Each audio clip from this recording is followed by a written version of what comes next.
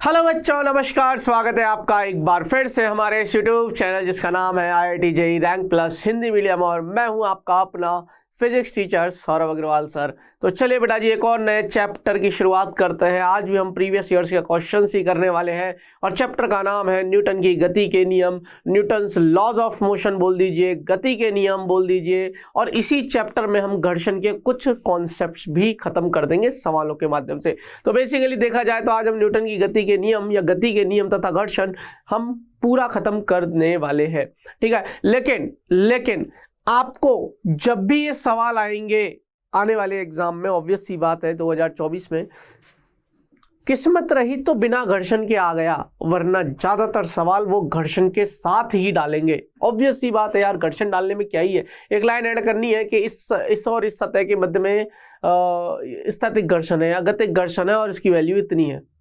बस सवाल थोड़ा सा चेंज हो गया। तो उन सब कॉन्सेप्ट्स को सीखेंगे। किस तरह की वैरायटी आजकल पूछी जा रही है, छोटी बड़ी हर वैरायटी का सवाल मैंने कवर किया हुआ है। 2023 में किस पैटर्न पर सवाल आए थे मैं आपको वो भी करवाने वाला हूं।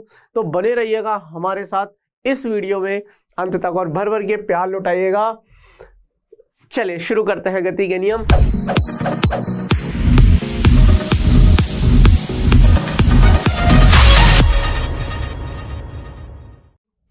पहला सवाल आपके सामने है और पहला सवाल देखते ही बच्चा डर जाता है। ये जेईई मेन 2019 का सवाल है, सुनिए। और सवाल क्या है, 19 के भी सवाल है मेरे पास, 2023 के भी सवाल है। सवाल क्या है सुनिए कि m द्रव्यमान का एक कण संवेग p से एक सीधी रेखा में जा रहा है, समय t बराबर 0 से आरंभ करके उसी दिशा में एक बल F बराबर kt इस गतिमान कण पर समय अंतराल t तक लगता है। तो इसका समय एक p से बदलकर 3p हो जाता है। यहाँ k एक स्थिरांक है तो हमें कैपिटल T का मान निकालना है, ठीक है। समय अंतराल t तक लगता है तो इस कैपिटल T का मान हमें निकालना है। देखो बहुत सिंपल सी बात है, हमें ना ये जो बल है ना बेटा जी, ये जो बल है ना, ये बल नियत नहीं है, ये बल परिवर्ती है। F = kt। बल जो है वो सीधा सीधा समय के समानुपाती है। बल समय का एक फलन है। क्या मैं न्यूटन के द्वितीय नियम से ये लिख सकता हूं कि F बराबर dp/dt संवेग की बात कर रहे हैं। संवेग में परिवर्तन की दर बाह्य बल के बराबर है F एक्सटर्नल, ये आपको बता दिया था न्यूटन के द्वितीय नियम में। इस F की वैल्यू को अगर मैं यहां रख दूं तो क्या ये kt = dp/dt बन जाएगा। अरे देखो ना, इस f की वैल्यू को, ये हमें पता है, ये हमें दिया है, ये हमें दिया है, तो ये बन जाएगा। एक काम करते हैं, dp को इधर रखते हैं और kt dt को इधर रखते हैं। और आपको भी पता है सर करना क्या है, समाकलन ठोकना है। एक बिरादरी वालों को एक तरफ ले गए, समय को एक तरफ ले गए, बाकियों को अलग तरफ ले गए।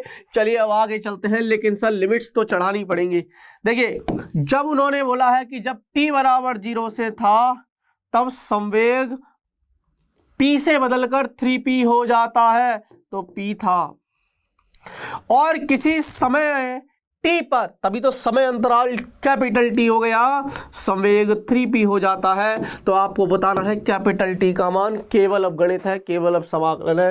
तो dp का करोगे तो बेटा जी p आएगा, ऊपर उच्च सीमा और निम्न सीमा रखोगे, बाद में रख देंगे, बराबर k को बाहर ले लीजिए। ये t का करोगे तो t²/2 आ जाएगा, 0 से लेके कैपिटल T तक। 3p - p करोगे तो ये 2p आ जाएगा। डायरेक्ट लिख रहा हूं k, ऊपर वाली लिमिट डालोगे तो t²/2 माइनस नीचे वाली लिमिट डालोगे तो 0 आ जाएगा। तो अब ध्यान से सुनना, 2 इधर आ जाएगा तो ये हो जाएगा 4p, k नीचे आ जाएगा तो ये हो जाएगा k बराबर दिस इज t²। आपको क्या चाहिए था गुरुजी, t का मान चाहिएगा √4p/k।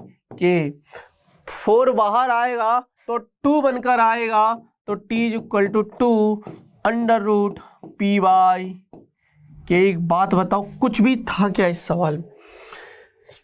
2 √p/k, 2 √p/k। बच्चे ये मत कर देना, छोटे छोटे से हैं। अब ये मत कर देना ये P/K नहीं, ये K/P है, हमारा P/K आया है। तो ये छोटी छोटी बातें हैं। चलिए पहला सवाल खत्म हुआ। ज़्यादा अपन सवालों में ज़्यादा समय बर्बाद करेंगे नहीं, अगले सवाल पे चलते हैं। आई होप आपको समझ में आया होगा। एक और सवाल है जेईई मेन 2019 में आया हुआ सवाल है। और इस तरीके के सवाल, मैं ये नहीं कह रहा कि एग्जैक्ट आ सकता है, लेकिन स्थिर वैद्युतिकी में इस सेम कॉन्सेप्ट पर सवाल डाला है। बस यहां पर मैंने एक क्षैतिज बल लगाया था, वहां क्षैतिज बल की जगह एक विद्युत बल, इलेक्ट्रोस्टैटिक फोर्स जिसको बोलते हैं F = QE, एक विद्युत क्षेत्र लगा दिया था क्षैतिज डायरेक्शन में। और जो बॉब लटकाया था उसके ऊपर एक आवेश रख दिया था। बाकी डिक्टो सवाल है। तो आपको इस तरीके के सवाल आने चाहिए कि अगर ऐसे कंपोनेंट्स आ जाएं या ऐसे सवाल आ जाए तो किस तरीके के बलों को दिखाएंगे और कैसे दिखाएंगे। साम्य अवस्था की कंडीशन है। साम्य अवस्था जब भी शब्द आपको सुनाई दे हमेशा याद रखना, आगे वाला बराबर पीछे वाला, ऊपर वाला बराबर नीचे वाला। आगे वाला बल को पीछे वाले बल के बराबर कर दो, ऊपर वाले बल को नीचे वाले बल के बराबर कर दो। अर्थात साम्य अवस्था का मतलब है उस वस्तु पर लगने वाले जो बल है उन सभी बलों का सदिश योग 0 है। यह नहीं है इसका मतलब कि उस वस्तु पर कोई बल नहीं लग रहा। मान लीजिए मैं खड़ा हूं, नीचे की तरफ mg लग रहा है मेरा और ऊपर की तरफ n लग रहा है विलंब प्रतिक्रिया बल। क्या मुझ पर बल लग रहे हैं? लग तो रहे हैं, लेकिन वो बल आपस में एक दूसरे को संतुलित कर दे रहे हैं। तो नेट बल, जो नेट फोर्स है वो 0 है। तो मैं साम्य में हूं। अर्थात साम्य अवस्था का मतलब ये नहीं है कि बल नहीं लग रहे, बल तो लग रहे, परंतु लगने वाले सभी बलों का सदिश योग 0 होगा। क्लियर है? चलिए, उन्होंने बोला है कि छत से 10 किलोग्राम के एक द्रव्यमान को एक रस्सी से ऊर्ध्वाधर लटकाया गया है। रस्सी के किसी बिंदु पर एक क्षैतिज बल लगाने से रस्सी छत वाले बिंदु से 45 डिग्री के कोण से विचलित हो जाती है। यदि लटका हुआ द्रव्यमान साम्य अवस्था में है तो लगाए गए बल का मान क्या होगा? जी की वैल्यू 10 लेनी है। सवाल में बोला है, जेईई मेन 2019 का सवाल है, 4 ऑप्शन है। मैं आपको पहले कहानी बताता हूं। कहानी यह है बेटा कि मान लीजिए ये छत है और आपने यहां से एक रस्सी लटका रखी है और इस रस्सी से एक द्रव्यमान लटका रखा है, 10 किलोग्राम का लटका रखा है। क्लियर है? जब आप यहां से कहीं से भी, मान लीजिए यहां से एक बल लगाओगे, क्षैतिज बल, जब क्षैतिज बल लगाओगे F, तो वो कितना लगाओगे सो दैट ये ऊर्ध्वाधर से 45 डिग्री के कोण पर आ जाए। मतलब इसका अगला डायग्राम कुछ ये बनेगा कि कैसा गुरुजी, यही छत है, ये पुरानी वाली स्थिति थी, ये रस्सी हो गई क्षैतिज से 45 डिग्री। लेकिन चूंकि आपने बल यहां नहीं लगाया, आपने यहां लगाया, तो ये वाला हिस्सा तो ऐसा होगा, लेकिन जो निचला हिस्सा है ना वो अभी भी सीधा ही की सीधा ही रहेगा। अर्थात बेटा कहानी कुछ ये बनेगी, ये तो 10 किलोग्राम का है तो 10 किलोग्राम का लटका ही रहेगा। ये F है। एक बात बताओ, कितने बच्चों को फील आया कि हाँ गुरुजी कुछ ऐसी ही कंडीशन बननी चाहिए थी? देखो रस्सी लटकी हुई है, मैं मना नहीं कर रहा हूं, रस्सी आपकी लटकी हुई है, 10 किलोग्राम का द्रव्यमान है, आपने क्षैतिज बल लगाया F। क्लियर है? जब आपने क्षैतिज बल F लगाया तो जो नई सिचुएशन बनेगी वो ये बनेगी, ये मैंने आपको इमेजिन करवा दिया है सवाल में। आया ना का जवाब दे दो। अब केवल और केवल घटक लेने हैं, कहानी खत्म। अच्छा एक बात बताओ, अगर मैं, क्या ये एंगल 45 है तो क्या ये एंगल 45 है? और तो और गुरुजी रस्सी द्रव्यमानहीन है, खिंचाव रहित है, क्योंकि कुछ भी नहीं दिया है तो स्टैंडर्ड मान लो। तो रस्सी में एक बल लगता है और वो रस्सी के अनुदिश ही लगता है, जिसको मैं नाम देता हूं तनाव बल। इसके अगर मैं घटक लूंगा तो एक घटक तो आएगा टी कॉस 45, टी कॉस 45 और एक घटक आएगा टी साइन 45 और एक घटक आएगा टी साइन 45। क्लियर है। अब साम्यावस्था की कंडीशन है। अच्छा एक चीज और है, अब ये रस्सी अलग है, इस रस्सी में भी एक बल आएगा, ये दो अलग अलग रस्सियां हो गई। अब यहां जो बल आएगा गुरुजी उसको आप नाम क्या दे रहे हो, उसको आप नाम दे रहे हो टी डैश। तो साम्यावस्था की कंडीशन में आगे वाला बराबर पीछे वाला, ऊपर वाला बराबर नीचे वाला, तो लिख लो साम्यावस्था इक्विलिब्रियम की कंडीशन, साम्यावस्था की स्थिति में, साम्यावस्था की स्थिति में ऊपर वाला बराबर नीचे वाला, आगे वाला बराबर पीछे वाला। तो आप इसको ऐसे करो टी साइन 45, टी साइन 45 बराबर एफ, ऊपर है टी कॉस 45 बराबर नीचे कौन है टी डैश। सर ये समीकरण 1, ये समीकरण 2, दोनों को भाग दे दो। जब आप दोनों को भाग दोगे तो टी से टी कट जाएगा, जोड़ना नहीं है, ऐसा करता है। समीकरण 1 बटे समीकरण 2 दोगे तो टी से टी कट जाएगा, साइन 45 बटे कॉस 45 दैट इज टेन 45 और ये हो जाएगा एफ बटे टी डैश। टेन 45 का वैल्यू होता है 1 बराबर एफ बटे टी डैश, एफ बराबर टी डैश। गुरुजी मुझे एफ निकालना है, पर बेटा आपको एफ तब निकलेगा जब टी डैश पता होगा, टी डैश ये है। अब ये अलग रस्सी है, अब ये अलग रस्सी है और एक रस्सी एक तनाव, एक रस्सी एक तनाव, वन स्ट्रेंग वन टेंशन। पर कब? जब रस्सी का द्रव्यमान ना हो, रस्सी द्रव्यमानहीन हो, खिंचाव रहित हो। तो भैया यहां पर टी है, कैसे लगाते तनाव बल को? संपर्क बिंदु पर बैठ जाओ और बाहर की तरफ छाता खोल दो।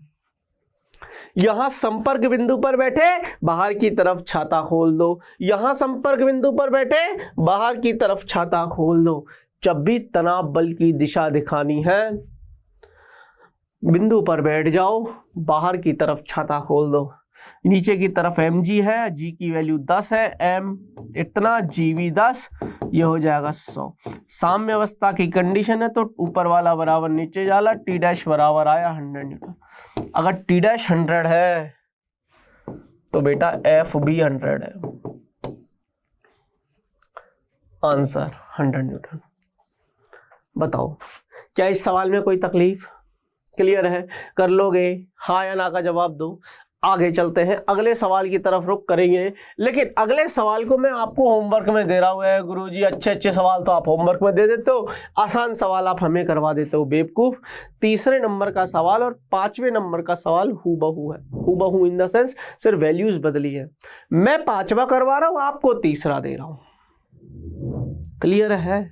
और इस तरीके के सवालों का प्रचलन है, इसलिए प्रैक्टिस कर जाना। ठीक है, तो मुझे कमेंट सेक्शन में आंसर बताओ। क्वेश्चन नंबर 3 सर ये आंसर है। अच्छा एक चीज और, अभी ऑब्वियस सी बात है आपके पास लेक्चर्स आना शुरू हो गए हैं। मैं बच्चों के कमेंट्स देख रहा हूं, मैं देख रहा हूं और रिप्लाई भी कर रहा हूं। आप देख लेना, बच्चों के कमेंट्स के रिप्लाई आपको आ रहे होंगे, वो मैं खुद ही कर रहा हूं। नाम आ जाता है वहां पे सौरभ सर, सौरभ अग्रवाल करके नाम आ रहा होगा। आपको एक बात बताता हूं, कुछ बच्चे आंसर बताते, वो ये बताते सर बीच वाले का आंसर तीसरा सी, सर लास्ट वाले का आंसर डी। क्यों भाई? ये प्रश्न नंबर लाने का रीजन क्या है? आप आंसर क्लियर बता पाओ कि सर प्रश्न नंबर 3 का आंसर है ये, मुझे पता चल जाएगा, मैं फिर देख लूंगा कि अच्छा तीसरे नंबर का सवाल ये है। सर क्वेश्चन, सर लास्ट वाला सवाल समझ नहीं आया। अरे लास्ट वाला का क्या मतलब होता? लिखो ना भाई वहां पर, क्वेश्चन नंबर 7 समझ नहीं आया, क्वेश्चन नंबर 6 समझ नहीं आया, मैं एक्सप्लेन करूंगा उसको दोबारा। क्लियर है? तो अगर हम आपके लिए चीजों को आसान बना रहे हैं तो आप भी हमारे लिए चीजों को आसान बनाइए। ठीक है, सवाल करते हैं, लेकिन ये होमवर्क में है, गृह कार्य है, करके आना। सवाल यह है कि 10 किलोग्राम द्रव्यमान का एक गुटका ये एक एक दो बार लिखा गया, इसको कट कर दो। एक गुटका एक खुरदरे आनत समतल पर आनत तल पर चित्रानुसार रखा है। ये रखा, दिख गया क्या? गुटके पर 3 न्यूटन का बल लगाते हैं। गुटके तथा आनत तल के बीच स्थैतिक घर्षण गुणांक या स्थैतिक घर्षण 0.6 है। बल P का न्यूनतम मान क्या होगा? 3 न्यूटन लगा रहा हूं। बल P का न्यूनतम मान क्या होगा जिससे कि गुटका नीचे की ओर गति नहीं करे? बहुत सिंपल है, दिया गया है, इसलिए ये टफ सवाल नहीं, आसान सवाल आपको दिया है। अच्छा सवाल तो मैं करवाऊंगा, चौथे नंबर के सवाल को अभी करवाऊंगा, पहले 5वां कर देते हैं क्योंकि तीसरा और 5वां मिलता जुलता है। ये रहा सवाल, पढ़ लो 5वां सवाल। सवाल यह है कि चित्रानुसार एक खुरदरे आनत तल पर एक गुटका रखा है। यदि गुटके पर समतल के समदेश व नीचे की ओर 2 न्यूटन मान तक का बल लगाया जाता है तो गुटका स्थिर है। पहला केस है ये। इसके बाद नया सवाल चालू होता है, इसमें 2 सवाल है, एक ही सवाल में नहीं है। ऐसा बल जब ऊपर की ओर लगाते हैं, ऐसा ही बल जैसे मैंने नीचे लगाया ना, ऐसा ही बल जब मैं ऊपर लगाता हूं, लगाते लगाते अगर उसका मान मैं 10 न्यूटन तक ले जाता हूं तब भी गुटका स्थिर ही रहता है। तो बताओ इन दोनों के बीच में घर्षण गुणांक कितना होगा? क्लियर है? एंगल दे रखा। अब सवाल सुनना, 2 केस है। Case 1, case 2। कहानी को ध्यान से सुनना।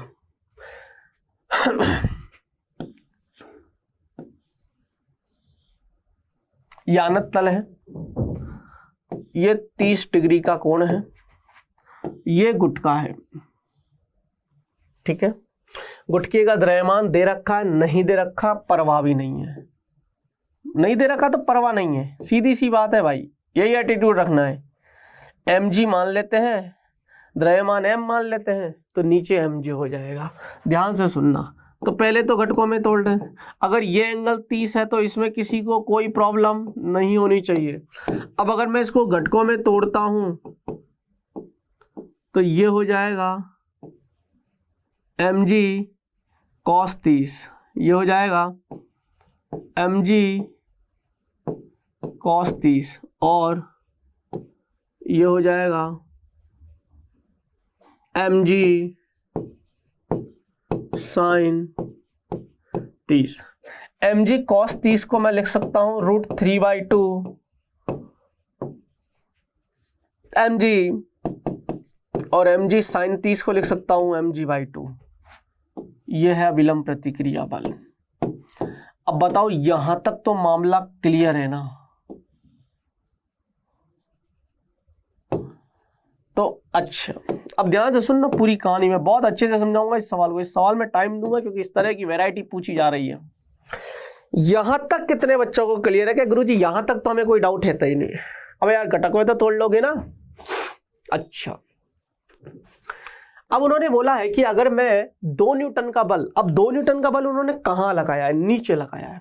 तो 2 न्यूटन का बल हम यहां लगाएंगे, इसका हम ब्लू कलर से दिखा देते हैं। तो मैंने 2 न्यूटन का बल लगा दिया, यहां पे मान लेते हैं।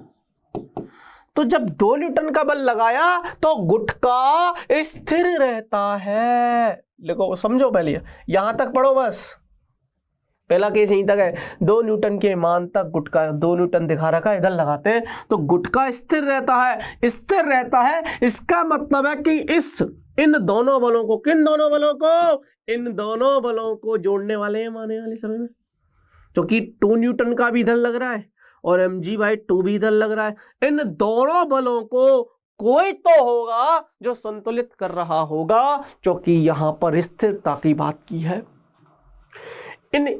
अगर घर्षण नहीं होता, अगर चिकनी होती तो नीचे चली जाती, पर कोई तो है गुरुजी जो इनको रोक रहा है और वही है हमारा घर्षण बल। और घर्षण बल एक स्पर्शीय बल है, हमने ये लगा दिया। ये देखो हमने यहां पर एफ एस दिखाया, एफ एस दिखाने के पीछे कारण स्थैतिक घर्षण बल, और यह है mu s into n. Mu s हमें दे रखा है क्या? नहीं, म्यू एस हमें निकालना है, एन हमें दे रखा है, एन हम निकालेंगे एन बराबर ऊपर वाला बराबर नीचे वाला, क्योंकि गति होती भी तो ऐसे होती है, ऐसे तो है ही नहीं। तो देखिए एफ एस कितना आया sir, mu s into n कितना है √3 mg/2। अब सुनो, क्या इन दोनों को ये संतुलित कर रहा है? अरे हाँ या ना? तो देखिए mg/2 + 2 इन दोनों को ये संतुलित कर रहा है। ये क्या है? एफ एस का वैल्यू है गुरुजी म्यू एस इंटू √3/2 mg। इसको थोड़ा सा सॉल्व कर लेते हैं। तो देखिए √3 mg/2 minus, sorry mu S तो आएगा ही, into mu S minus mg/2 बराबर 2। अरे यार इसको इधर ले गया ना, तो दिस इज कॉल्ड समीकरण नंबर 1। पहली कहानी यहां तक क्लियर हो गई। अब दूसरी से सुलझाएंगे। पहले बताओ क्लियर है क्या? अब दूसरा केस बनाता हूं, आपको ध्यान से सुनना। देखो जब तक फील नहीं आए ना मत छोड़ना मेरे को। वही सेम आनत तल बनाऊंगा। ये 30 न्यूटन है सर। ये डायग्राम अलग अलग क्यों है? अलग अलग नहीं है, बस एक ही जैसे है ना, फील में मत आ जाना। तो नीचे की तरफ तो mg ही लगेगा, हाँ या ना का जवाब दे दो। नीचे की तरफ तो mg ही लगेगा, तो गुरुजी ये एंगल तो अभी भी 30 ही होगा, हाँ या ना का जवाब देते जाना। गुरुजी ये तो अब √3, अब मैं सीधा लिख रहा हूँ mg cos 30, और mg cos 30 की वैल्यू √3 mg/2 होगा। गुरुजी ये mg/2 होगा, mg sin 30। मैंने कहा हाँ बच्चे। गुरुजी ये अभिलंब प्रतिक्रिया बल होगा, हाँ बच्चे, सॉरी टी लिख दिया, अभिलंब प्रतिक्रिया बल होगा। मैंने कहा हाँ बच्चे। अब सुन सवाल ने क्या बोला, आगे चलते हैं। सवाल ने बोला क्या 10 न्यूटन के बल तक स्थिर रहता है जब हम इस बल को ऊपर लगाते हैं। अर्थात अब मैंने 10 न्यूटन इधर लगा दिया, नहीं समझे? 10 न्यूटन इधर लगा दिया। अब जब मैं 10 न्यूटन बल इधर लगा रहा हूं तो ये ऊपर जाने की प्रवृत्ति रख रहा है, लेकिन इसको स्थिर रखना है तो घर्षण बल जरूर बेटा इधर आया होगा। ये होगा इस बार का घर्षण बल। तो देखिए इस बार घर्षण बल कितना आएगा बताओ? एफ एस बराबर, या ऐसे कर लो, एफ एस प्लस mg/2 बराबर 10, और एफ एस की वैल्यू कितनी है? म्यू एस इंटू एन की वैल्यू है √3 mg/2। इसकी वैल्यू को यहां रखते हैं तो बेटा जी ये बनेगा, ऐसा कर लेते हैं, कैलकुलेशन देख रहा हूं मैं एक्चुअली थोड़ी सी। √3 mg/2 mu S plus mg/2 बराबर 10, समीकरण नंबर 2। अब क्या करें, हमें तो म्यू एस चाहिए। दोनों समीकरण आ गई, सिर्फ गणित है। आओ थोड़ी गणित करते हैं, आओ थोड़ा सा मैथमेटिक्स की तरफ लेके चलते हैं।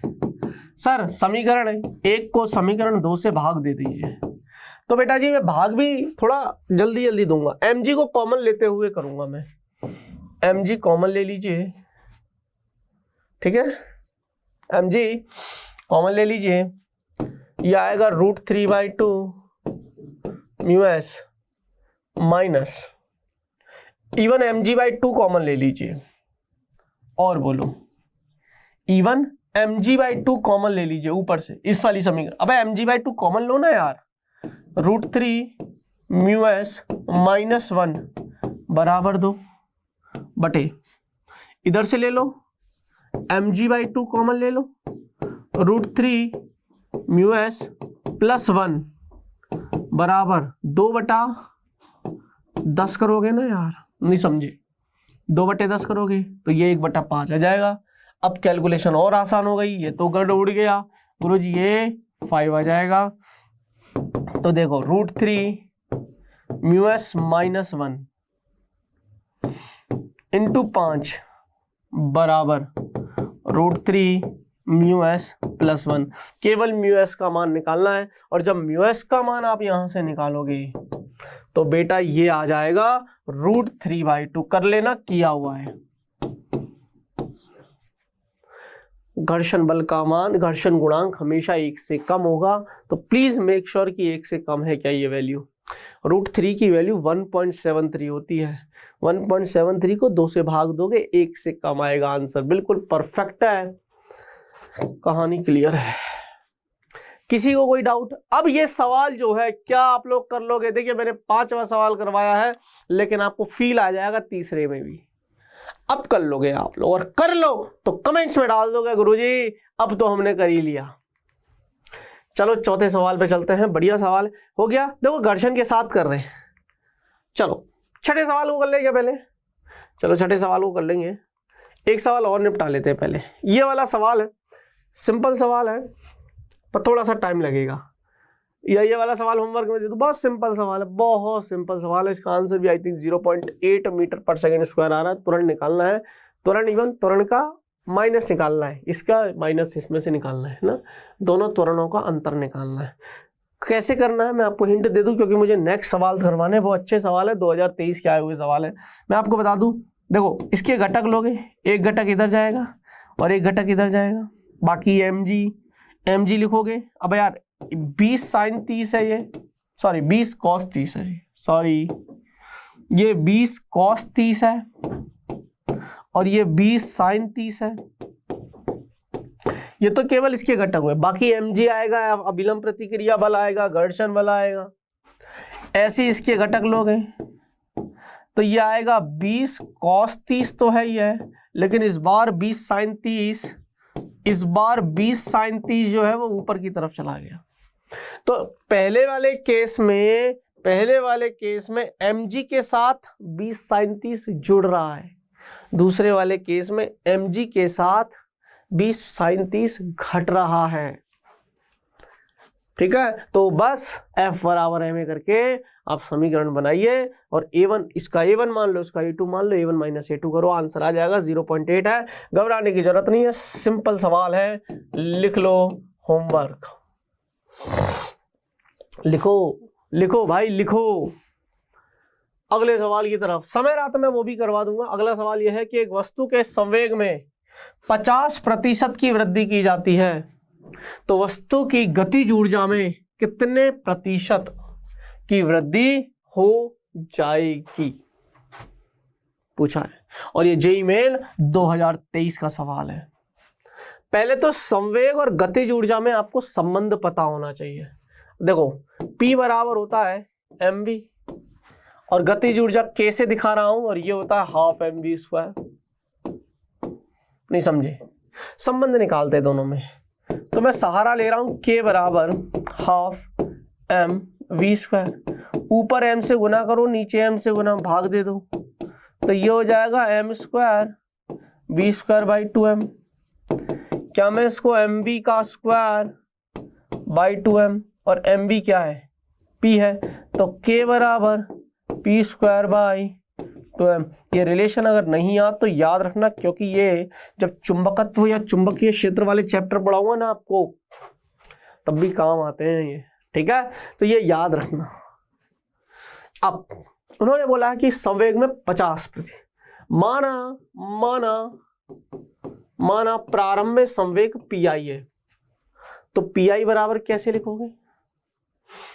नहीं, प्रारंभ में संवेग PI है, तो गतिज ऊर्जा कैसी लिखोगे प्रारंभ में? K इनिशियल कैसे लिखोगे सर? प्रारंभिक संवेग, अब यार बटे 2m। अच्छा, द्रव्यमान में कोई प्रारंभिक और अंतिम नहीं करोगे, द्रव्यमान में आप लोग कोई प्रारंभिक और अंतिम नहीं करने वाले हो। ठीक है, अब अगर मैं 50% की वृद्धि कर दूं तो जो अंतिम गतिज ऊर्जा है वो कितनी आएगी? प्रारंभिक संवेग में और 50% की वृद्धि कर दी, यानी कि और आधा जोड़ दो। नहीं समझे? प्रारंभिक संवेग कितना, मेरे पास 1 रुपया है, मेरा 50% और बढ़ा दे तो मेरे पास अब 1.5 रुपया है। सर 85 पैसे तो बढ़ाए आपके। अरे तो नाला 1 रुपया पहले भी तो था मेरे पास, तो 1 रुपया तो पहले भी था, 50 पैसे और बढ़ा दिए तो अब 1.5 हो गया ना। अरे यार स्क्वायर तो ही है 2m है, तो ये के फाइनल कितना आ जाएगा 3pi/2 का स्क्वायर करोगे तो ये हम लिख देंगे 9/4 pi का स्क्वायर बाई 2m। और ये क्या है, ये क्या है, ये के आई है। तो रिलेशन आ गया के फाइनल बराबर 9/4 के इनिशियल। अंतिम संवेग, अंतिम गतिज ऊर्जा बराबर, अंतिम जो गतिज ऊर्जा आती है वो आती है 9/4 इंटू प्रारंभिक गतिज ऊर्जा। कभी कभी यहीं पर भी सवाल खत्म कर देते हैं। अब जब परसेंटेज की बात होती है तो एक स्टैंडर्ड फॉर्मूला होता है बेटा जी, है ना, और वो प्रतिशत वृद्धि निकालने के लिए होता है कि नया माइनस पुराना बटे पुराना इंटू 100। याद रखना, नया माइनस, ऐसे मत रखो, ऐसे याद रखो, नया माइनस पुराना बटे पुराना इंटू 100। नया कितना, अंतिम गतिज ऊर्जा 9/4 के आई, पुराना तो के आई था ही, नीचे भी के आई था, इंटू 100, और ये परसेंटेज में आ जाएगा। तो के आई कॉमन ले लेके काट दो, 9/4 - 1 बाई के आई इंटू 100%, ये गया। तो 9/4 4 गया, 5/4, 5/4 इंटू 100, 4 25 पंजे 125, 125% की वृद्धि हो जाएगी। यहां आंसर आएगा 125%। सॉल्व हो गया सवाल। अब बोलो, इस सवाल में कुछ भी था, लेकिन ये नहीं होता यार, देखने में लगता है बहुत छोटा सवाल है, ये नहीं किया बच्चों ने, बहुत सारे बच्चों ने, ये सवाल नहीं हुआ बहुत सारे बच्चों से। सोचो, नॉर्मल 10वीं क्लास में भी करवा देते हैं, ये 9th क्लास में है ये सवाल। हाँ, मजाक नहीं कर रहा मैं। अब ये सवाल जिसका मुझे बेसब्री से इंतजार था वो यही है, 2023 में सबसे प्यारा खूबसूरत सवाल लगा मुझे ये सवाल। गुड प्रॉब्लम लिख लो इसको, गुड प्रॉब्लम लिख लो इसको। सवाल क्या है, सवाल को सुनो। जैसा कि चित्र में दर्शाया गया है, 2 बिंदु आवेश Q0 = +2 माइक्रोकूलम, दोनों की वैल्यू दे रखी है, के संयोजन को आनत तल पर रखा गया है। प्रत्येक बिंदु आवेश का जो द्रव्यमान है या जो मान है वो 20 ग्राम है। मान लो कि आवेश तथा नत तल के बीच कोई घर्षण नहीं है। मान लो आवेश तथा नत तल के बीच कोई घर्षण नहीं है, प्लेन है, कोई घर्षण मान ही नहीं रहे। दोनों बिंदु आवेशों को साम्य अवस्था में रखने के लिए मैं चाहता हूं कि ये दोनों बिंदु आवेश एक साम्य अवस्था में रहे, तो इस ऊंचाई का मान क्या होगा, या बोल दिया कि ये ऊंचाई अगर इतनी है तो इसमें x का पद आ रहा है, पूछा x का मान क्या होगा। एक ही बात है, बेसिकली ऊंचाई निकाल दो डराने के लिए। सवाल समझे? और उन्होंने बोला कि यार ये ले लो, टेक 1/4 पाई एप्सिलॉन नॉट की वैल्यू हमें पता होती है 9 × 10⁹, और g की वैल्यू उन्होंने 10 मीटर/सेकंड लेने को बोली है। चलिए तो आगे सॉल्व करते हैं सवाल को। फ्री बॉडी डायग्राम बनाएंगे। फ्री बॉडी डायग्राम बनाते ही सवाल क्रैक है। बहुत बड़ा सवाल भी नहीं है बेटा ये, पर ये सवाल अच्छा है ना। ये आनत तल मैंने आपको बना दिया, ये 30 डिग्री है। अब समझो, देखो मैकेनिक्स को रिलेट किया है उन्होंने इलेक्ट्रोस्टैटिक्स से, जोड़ा है, मिक्सिंग है सवालों की। क्या है सुनो, 2 बिंदु आवेश, पहला बिंदु आवेश फिक्स कर दिया उन्होंने, Q0 है, और दूसरा बिंदु आवेश मान लेते हैं यहां है। अब सबसे बड़ी चीज, गुरुजी हमें इन दोनों के मध्य की ना दूरी नहीं पता, नहीं पता, देख लो आप लोग, पता हो तो बता दो। तो मान लेते हैं आर है और हमें निकालना है एच है,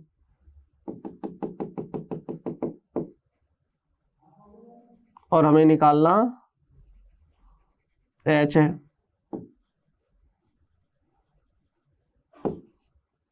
ये हमें क्या करना है यार, एक बात बताओ, इसका नीचे की तरफ तो mg आएगा, इसका द्रव्यमान तो mg आएगा, तो ये एंगल हो जाएगा, ये 30 है तो ये 30। तो बेटा जब तुम इसके घटक लोगे तो ये mg cos 30 और mg cos 30 √3/2, तो √3 mg/2, और ये mg sin 30, इसको लिख दूँ mg/2, क्योंकि ये तो पूरा टूट गया। यहाँ से इसको हटा के थोड़ा सा इसको यहाँ लिखना ठीक रहेगा। ये था आपका mg, और h को थोड़ा सा नीचे शिफ्ट कर देते हैं। This is our h। Diagram सबसे बड़ा रोल प्ले करेगा इसमें। हाँ या ना का जवाब दो। क्लियर है? आप समझो बेटा, इसका कुछ तो द्रव्यमान होगा ना, तो mg नीचे की तरफ वही घटक में तोड़ा है, ये mg cos थीटा है, ये mg sin थीटा, इन दोनों के बीच की है r दूरी। अच्छा अब देख, कोई घर्षण बल नहीं है। अगर थोड़ा टफ करना होता तो घर्षण डाल देते, पर घर्षण बल नहीं डाला है, सतह चिकनी है। अगर इसका द्रव्यमान होता तो बेटा ये फिसल रहा होता, क्योंकि घर्षण बल तो नहीं है, घर्षण बल तो नहीं है, तो mg/2 वो बल होता जो इसको नीचे ला रहा होता। लेकिन इस mg/2 को कोई तो है जो संतुलित कर रहा होगा, और वो है इलेक्ट्रोस्टैटिक फोर्स, स्थिर विद्युत बल, कूलाम बल, कूलाम का नियम। तो इन दोनों आवेशों के बीच में एक और बल है, वो है K Q1 Q2 बटे r²। ठीक है, बोलो। और यह अभिलंब प्रतिक्रिया बल तो लगेगा ही लगेगा। तो बेटा जी mg/2 बराबर ये mg/2 बराबर ये K Q0 का स्क्वायर बटे r²। अब एक काम करते हैं गुरुजी, क्या, अब ध्यान से सुनना, और अभिलंब प्रतिक्रिया बल आ गया, ये आ गया। अच्छा यार एक बात बताओ, मैं आर एच में अगर कोई संबंध स्थापित कर पाऊं तो मैं आर को एच में रिप्लेस कर पाऊं, तो यार एक काम करते हैं, साइन 30 क्या होता है, साइन 30 क्या होता है बताओ, साइन 30, साइन थीटा क्या होता है, लाल बटे का से लंब बटे कर्ण, थीटा के सामने वाला लंब बटे समकोण के सामने वाला कर्ण। तो मेरे पास R बराबर आ गया H बटे साइन 30, R बराबर आ गया H बटे साइन 30, और साइन 30 की वैल्यू आधा ऊपर रखो, तो R बराबर आ गया 2H। R बराबर आया 2H, तो यहां रख दीजिए mg/2 बराबर K Q0 का स्क्वायर बाय 2H का करोगे तो 4H²। देख अब क्या आपको m पता है, क्या आपको g पता है, ये से तो एक काट दो।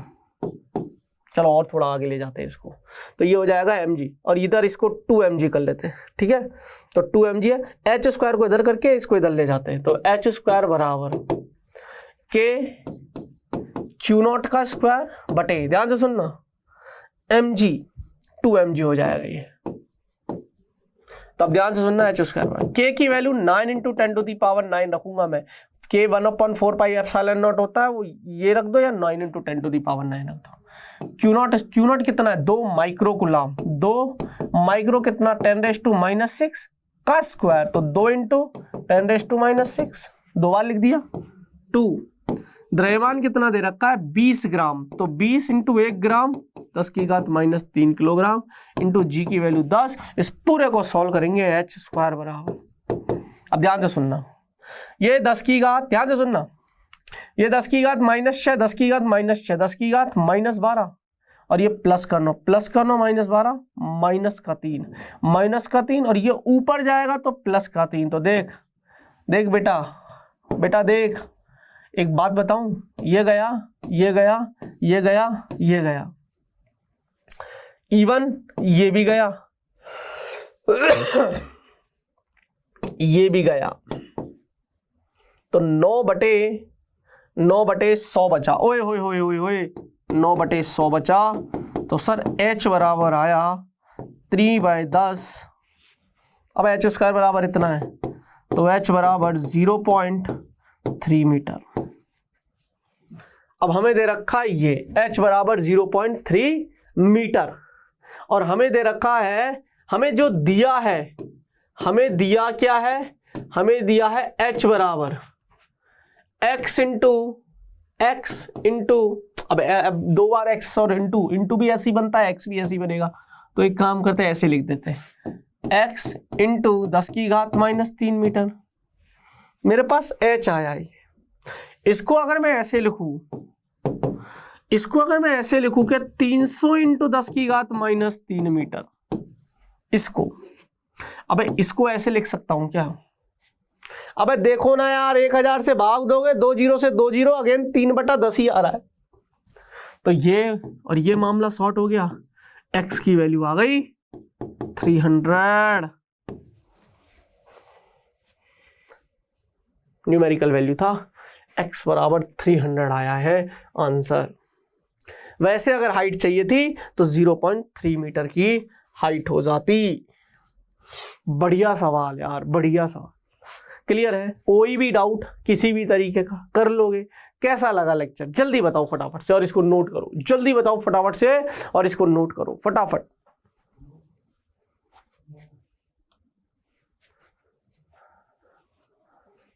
कर लिया नोट? चलो तो चलिए, अब समय भी हो चला है। जो सवाल मैंने आपको होमवर्क में करने के दिए हैं, प्लीज बच्चों उनको सॉल्व कर लेना। कमेंट सेक्शन में लिख देना कि सर इस सवाल का ये आंसर है। जो भी आपके डाउट्स रहेंगे, अगली लाइव क्लास में उन डाउट्स को लेकर जरूर आऊंगा, ठीक है, विद नेम। ठीक है, तो चलिए बेटा जी, अब आज के लिए इतना ही, मिलते हैं अगली क्लास में। तब तक के लिए अपना ख्याल रखिएगा, हंसते रहिएगा, मुस्कुराते रहिएगा और हाँ, जुड़े रहिएगा आपके अपने सौरभ सर के साथ, आपके अपने रैंक प्लस के साथ, IIT JEE के साथ। तब तक के लिए बाय बाय, धन्यवाद।